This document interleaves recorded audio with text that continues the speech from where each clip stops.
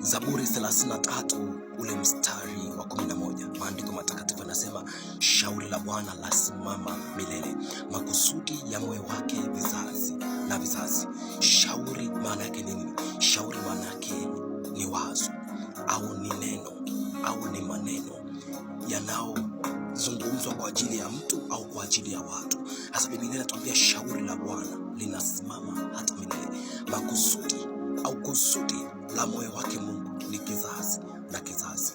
Kila aliyekuja duniani amebeba kusudi la Mungu. Kila aliyekuja duniani, mtu yote anayekuja duniani hajaja kwa mapenzi yake, bali amekuja kwa mpango wa Mungu, amekuja kwa mapenzi ya Mungu.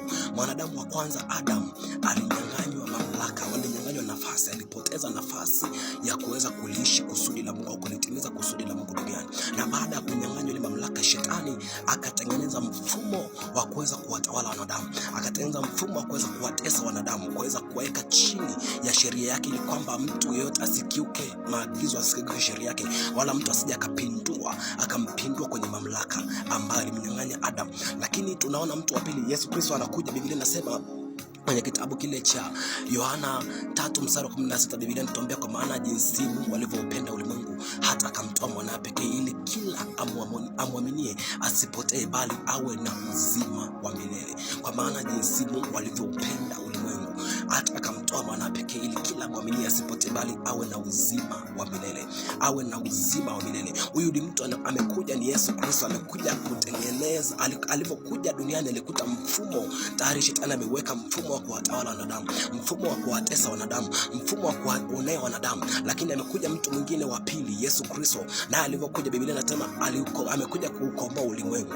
Sasa tafsiri ya ulimwengu ni nini? Watu wengine wakisikia ulimwengu, kuna watu wenye kukutana nao wanasema, kama Yesu alikuja kuukomboa ulimwengu, mbona maovu yanaendelea duniani? Mbona watu wanaendelea kuteseka? Mbona watu wanaendelea kupitia magumu? Lakini Yesu Kristo alipokuja, naye alitengeneza mfumo wa kumkomboa wanadamu, alitengeneza mfumo wa kumkomboa wanadamu. Na maana ya ulimwengu ni nini? Ulimwengu sio milima, wala sio mabonde, wala sio bahari, wala sio maziwa. Hapana, ulimwengu maana yake ni watu. Ulimwengu maana yake ni watu, weza wachawi, wasinzi, watenda dhambi, watenda maovu, wanaomkaidi Mungu, waasi, watu ambao wampendi Mungu, watu ambao hawana hofu ya Mungu, watu wauaji. Hao ndio ulimwengu, wasinzi, washerati. Hao ndio maana ya ulimwengu.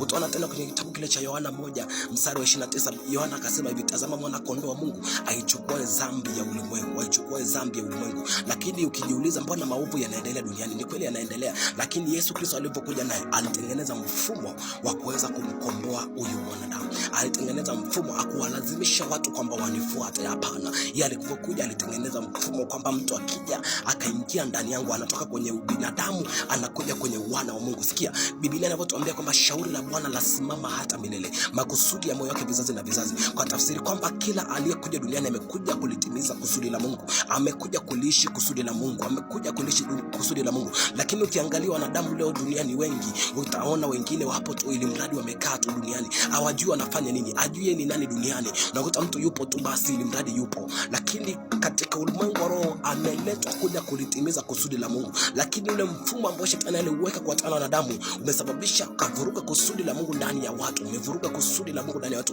Lakini amekuja mtu wa pili ambao ni Yesu Kristo, anaitwa mwana wa Mungu. Kwa nini Yesu anaitwa mwana wa Mungu? Ili sisi tunaomfuata Yesu tuitwe wana wa Mungu. Tutoka kwenye ubinadamu. Kuna tofauti ya mwanadamu na mwana wa Mungu. Kuna tofauti kubwa sana hapo ya binadamu na mwana wa Mungu. Kuna tofauti hizo mbili. Kwa hiyo binadamu hawezi kulitimiza kusudi la Mungu, maana yake yuko chini ya sheria ya dhambi, yupo chini ya mamlaka ya nguvu za giza, yupo chini ya mamlaka ya shetani. Lakini mwanadamu, lakini mwana wa Mungu yuko chini ya neema ya kimungu. Kwa hiyo ataweza kulitimiza kusudi la Mungu. Kwa tafsiri hapa anaposema kusudi ya moyo wake au kusudi la Mungu ndani ya watu, Mungu anataka kusudi lake litimie ndani ya watu. Amekuleta duniani uweze kulitimiza kusudi lake Mungu. Maana mwanadamu au mtu ndani yake ana kusudi, kuna makusudi aina mbili. Kuna kusudi la Mungu ndani yako na kuna kusudi la Mungu, kuna kusudi la kwako. Kila mtu ana future yake, anatamani aishi duniani maisha fulani. Kila mtu anatamani aishi maisha mazuri. Lakini ndani yako kwanza kuna kusudi la Mungu, kwamba wewe ni nani katika dunia hii, umekuja kufanya nini duniani. Haujaja hapa duniani kuteseka, haujaja hapa duniani kuja kuwa tu mfanya biashara, haujaja hapa duniani kuja tu kufanya kazi. Hapana, kuna kitu Mungu amekiweka ndani yako, kuna kitu Mungu amekiweka ndani yako, unatakiwa uwe mtu fulani katika dunia hii. Mungu akamwambia Yeremia akamwambia, kabla sijakuumba katika tumbo nalikujua, kabla sijakuumba katika tumbo nalikujua. Kwa tafsiri kwamba Mungu anakufahamu wewe kabla hata hujaja duniani. Mungu alishakujua utakuwa nani, lakini mfumo ambao shetani aliweka unawasababisha wanadamu washindwe kutoka kwenye wanadamu